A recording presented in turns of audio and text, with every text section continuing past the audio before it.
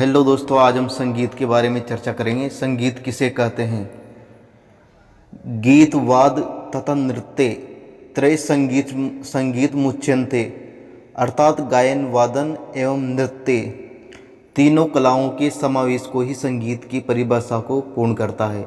यानी कि गायन, वादन, नृत्य इन तीनों कलाओं का समावेश होता है। जब ये तीनों कलाएं मिलती है, इनके समावेश को यानी मिलान को ही संगीत कहा जाता है।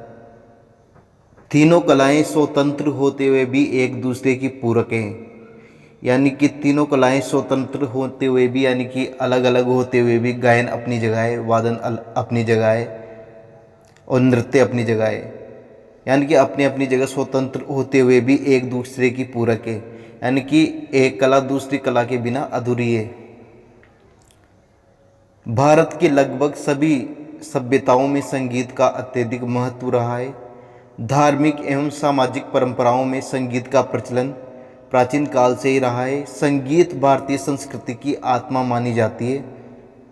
वैदिक काल में आध्यात्मिक संगीत को मार्गी तथा लोक संगीत को देशी संगीत कहा जाता है। भरत काल में प्रबंध गायन प्रचलित था। जो भरत काल था, इन्होंने भरतनाट्यम नाट्य ग्रंथ लिखा है। भरत काल में प्रबंध गायन प्रचलित था। कालांतर में यही शास्त्रीय और लोक संगीत के रूप में परिवर्तित हुआ। जो भरत द्वारा लिखा गया है नाट्य शास्त्र, और यही आगे जाके देसी संगीत, शास्त्रीय संगीत में परिवर्तित हुआ। नेक्स्ट, संगीत की उत्पत्ति। धरती पर संगीत की शुरुआत कब और कैसे हुई, इसकी प्रामाणिकता के पक्ष में हमारे पास पुख्ता एवं ठोस तथ्य फिलहाल नहीं है। यानी कि संगीत की उत्पत्ति कैसे हुई, इसके संबंध में अभी भी कोई ठोस प्रमाण अभी भी उपलब्ध नहीं है, जिसके आधार पर हम स्पष्ट कह सकते हैं कि संगीत की उत्पत्ति इससे हुई है। हम ओनली प्रामाणिकता के आधार पर जो चला आ रहा है उसके आधार पर हम बता सकते हैं कि संगीत की उत्पत्ति किन किन से हुई है। फिर भी विभिन्न धर्मों, ग्रंथकारों एवं अनुसंधानकर्ताओं ने इस संबंध में अपना अपना दृष्टिकोण प्रस्तुत किया है, जो कि इस प्रकार है।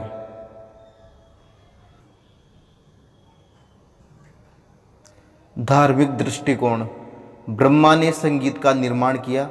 ब्रह्मा ने शिव को उसका ज्ञान दिया। शिव ने संगीत को सरस्वती को प्रदान किया। सरस्वती ने यह ज्ञान नारद को दिया। यानी संगीत का ज्ञान सबसे पहले ब्रह्मा जी ने शिव को दिया। भगवान शिव ने इस ज्ञान को सरस्वती को दिया। सरस्वती माता ने इस ज्ञान को नारद ने दिया, और नारद ने संगीत का प्रचार प्रसार गंधर्व और किन्नरों आदि में किया।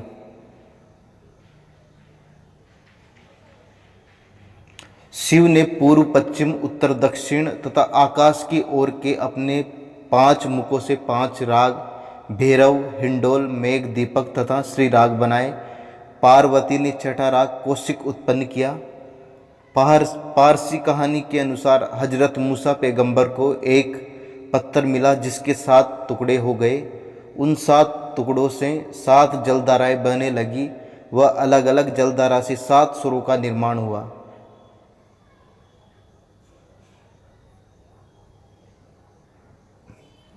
पक्षियों से संगीत की उत्पत्ति। पंडित दामोदर ने संगीत की उत्पत्ति पक्षियों से मानते हैं।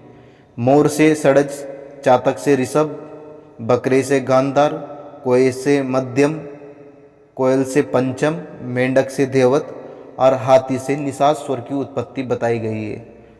अन्य दृष्टिकोण। फ्रायड के अनुसार संगीत की उत्पत्ति एक शिशु के समान मनोवैज्ञानिक आधार पर हुई। जिस प्रकार एक शिशु हंसना, रोना अपने आप सीख लेता है, उसी प्रकार संगीत का विकास भी मानव में मनोवैज्ञानिक आधार पर हुआ है।